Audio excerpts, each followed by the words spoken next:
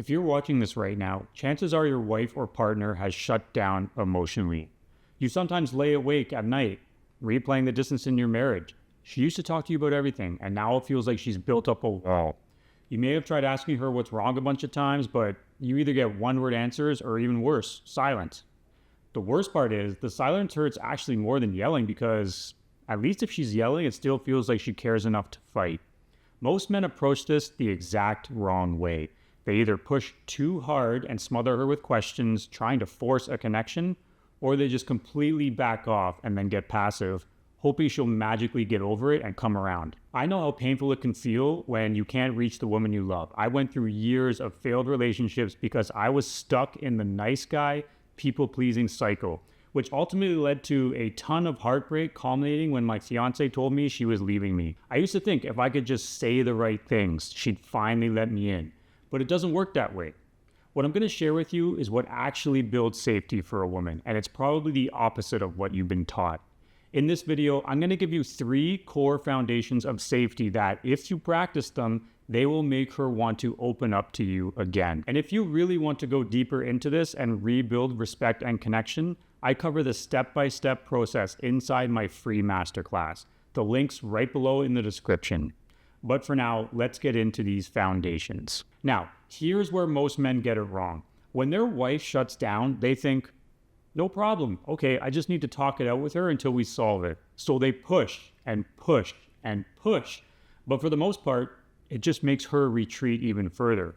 Or they'll totally swing the other way around and say, you know what, fine, I'm just going to leave her alone completely. But then what happens? The marriage grows colder and colder until it really feels like 2 roommates barely sharing a house. Both those strategies do not work. Safety isn't about saying the right script. It's about whether she can trust you to hold steady while she's in some type of emotional turbulence.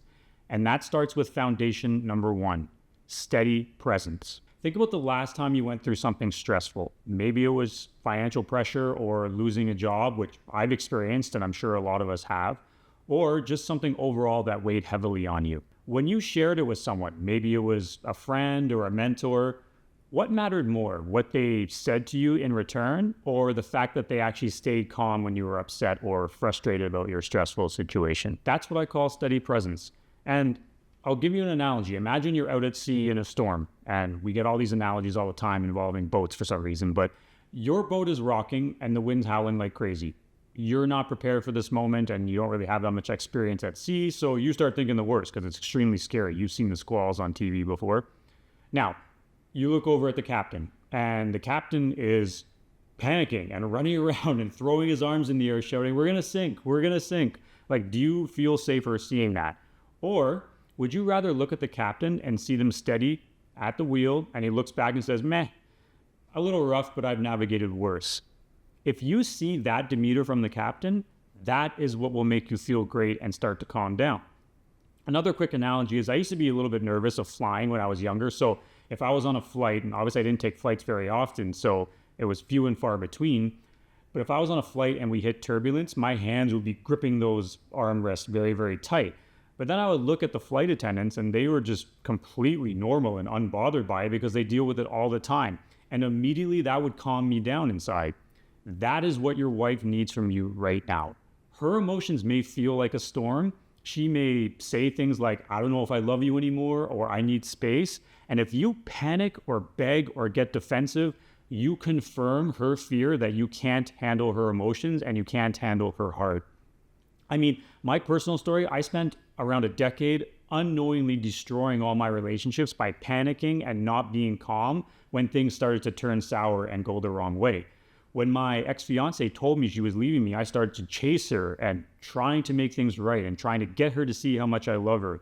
I thought I was showing love, but really all I was communicating by doing all that was just complete instability and a lack of understanding how women actually operate.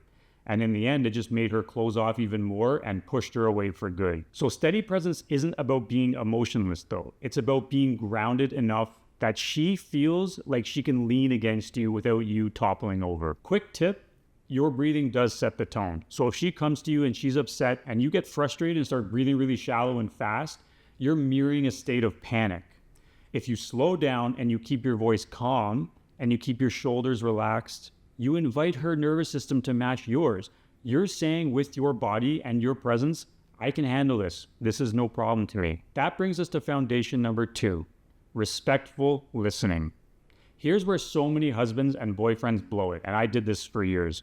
Your wife says something like, I don't feel supported. And instantly, your brain goes into defense mode, arguing against what she is saying because you don't agree or believe what she's saying. Fair enough. But the kicker that all of us men fail to realize is that statement about being supported isn't actually what she's saying. What she's really doing is asking you, do my feelings matter to you? If she throws that test ball at you and you smash it away every time like a home run derby, eventually she stops throwing. And that's when the silence and distance starts to set in. Respectful listening doesn't mean agreeing with every word. It means showing her you understand the feeling underneath what she's saying. Like, imagine she's holding a heavy box and says, here, you take this, it's heavy. When she hands it to you, she doesn't want you to argue about whether it's heavy or not and hear you say, oh, this is not heavy. I used to carry 120-pound boxes all the time whenever I was working wherever. Like, she just wants you to acknowledge, yeah, that's heavy. It's simple. That simple acknowledgement makes her feel less alone carrying it. And the paradox is when she feels heard, she relaxes. And once she relaxes, she's far more likely to hear you from your logical standpoint. And finally, foundation number 3 is what I call secure space. This is about creating an environment where she knows she's not being smothered and she's not being abandoned. It's like a dance floor. If you stand on top of her feet, she can't move. If you walk off the floor, the dance ends. So secure space means you keep the frame, but you give her freedom to move within that frame. So let me give you an example of how this plays out. She says to you, I need space. You have a few options on how you show up as a man. There is the clingy, unhinged response, which is, no, we have to talk about this right now or it's over. There's the passive response where you tell her, fine, do whatever you want, I really don't care. Or you have the proper secure response. I hear you. Take the space you need, and I'm here when you're ready. See the difference? You're calmly holding the frame of connection. Giving her space isn't losing her. It's proving you're strong enough to handle both closeness and distance. And yeah, she might continue to test you. Actually, she will continue to test you as long as you're in a relationship or marriage.